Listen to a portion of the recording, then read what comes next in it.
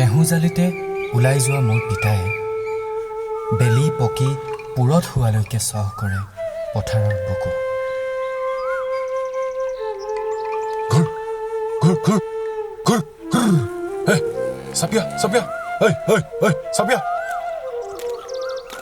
পিতাৰ মুখত মাটিৰ কবিতা, ঘাম আৰু বোকাৰ গোন্ধটো বিয়পি পৰে বতাহত।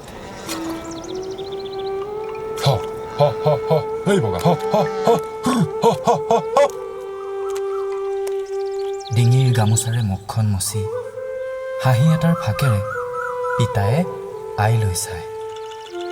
ভোকৰ টোপোলা এটা হাতত লৈ পিতাইৰ ওচৰলৈ ঢাপলি মেলে মোৰ আই। এইবাৰ খেতি ভাল হ'ব বুজিছো, বতৰটোও ভাল। পিতাৰ কথাত আয়ে হাঁহে